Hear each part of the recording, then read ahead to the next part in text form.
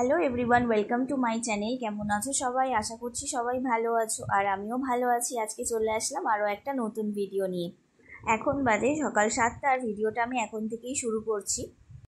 কিছুক্ষণের মধ্যেই আমাকে মেয়েকে নিয়ে বেরিয়ে পড়তে হবে স্কুলের জন্য, আর এখনও পর্যন্ত বৃষ্টিটা কমছে না। সকাল টাইমটা প্রত্যেক দিনই এরকম বৃষ্টি হচ্ছে, তবে একটু বেলা হলে আবার বৃষ্টিটা বন্ধ হয়ে যাচ্ছে।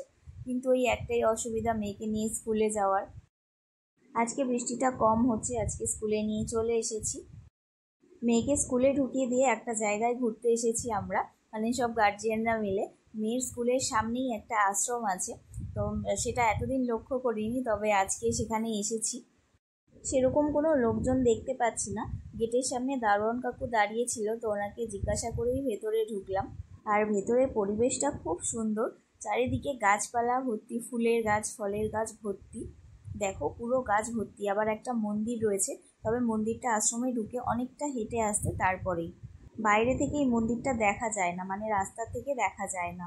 তবে মন্দিরটা এখন বন্ধ আছে, তাই আমরা আর মন্দিরে ঢুকলাম না। এমনি চারিদিকটা ঘুরে দেখলাম, আর একটুখানি এসে বসেছি। কিছুক্ষণের মধ্যে আবার বেরিয়ে যাব।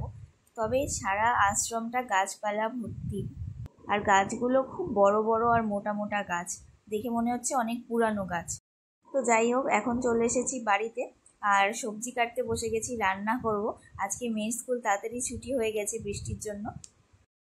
তাড়াতাড়ি বলতে 10-15 মিনিট মতো আগে ছেড়ে দিয়েছে। তো যাই হোক, বাড়িতে এসে প্রথমে ভাতটা বসিয়ে দিয়ে সবজিগুলো কেটে নিয়েছি, সেই জন্য তাড়াতাড়ি ভাতটাও হয়ে গেছে। আর এখন ডালটা বসিয়ে দিচ্ছি, তো বেশিক্ষণ লাগবে না রান্না হতে। আর বাইরে এখনও বৃষ্টি হয়েই যাচ্ছে, খুব জোরে হচ্ছে না, তবে আস্তে আস্তে হয়েই যাচ্ছে। আর এদিকে শুধু উচ্ছে ভাজাটা করেছি, এখনও পটল ভাজা বাকি আছে, আর আলু বরবটি ভাজাটাও বাকি রয়েছে। রান্না করতে করতে মেয়েকে স্নান করিয়ে দিয়েছিলাম। দেখো রান্না বান্নাও হয়ে গেছে, এবার আমি যাব স্নান করতে। আজকে অনেকগুলো জামা কাপড়ও আছে, সেগুলোকে কাচতে হবে, কারণ বৃষ্টির মধ্যে ওকে স্কুলে নিয়ে গেছি। জামা কাপড়গুলোতে কাদা লাগিয়ে ভর্তি করেছে। জামা কাপড় কেচে নিয়ে চলে এসেছি ছাদে। দেখো কত সুন্দর রোদ উঠেছে। যাই হোক, আজকে আমার জামা কাপড়গুলো ভালোভাবে শুকিয়ে যাবে, নাহলে কদিন ধরে খুব অসুবিধা হচ্ছিল, জামা কাপড় মানে শুকাচ্ছিল না। কতক্ষণের জন্য রোদটা থাকবে সেটাও এখনও বলা যাচ্ছে না, আবারও বৃষ্টি চলে আসতে পারে। তবে স্কুলে যাওয়ার সময়টা প্রত্যেক দিনই বৃষ্টি হচ্ছে সকালে। তো যাই হোক, আপাতত আমি নিচে চলে এসেছি, মেয়েকে খাওয়াবো। আর এদিকে মা একটা কাঁঠাল নিয়ে বসে পড়েছে, মানে পাকা কাঁঠাল। এবছরেই প্রথম আমাদের বাড়িতে কাঁঠাল আসলো। সেরকম কেউ খেতে চায় না বাড়িতে, মানে সেরকম কেউ পছন্দ করে না, তবে সিজনের জিনিস সেই জন্য এনেছে। আর আমার মেয়ে তো আগেই দেখে বলে দিয়েছে আমাকে বলবে না খাওয়ার জন্য, মানে খাবে তো না, আর আগে থেকে বলে দিয়েছে ওকে যাতে না বলাও হয় যে তুই খা। মায়ের এটা করতে অনেকটা সময় লেগে যাবে, ততক্ষণ আমি মেয়েকে খাইয়ে নিই, তারপর সবাই মিলে খেতে বসবো। তো চলো তাহলে ভিডিওটা এখন কন্টিনিউ আর করছি না, খাওয়া দাওয়া করে নিয়ে একটু ঘুমিয়ে পড়বো, তারপর বিকেলবেলা আসছি। বৃষ্টির জন্য আজকে বিকেলে আর ছাদে যাওয়া হয়নি।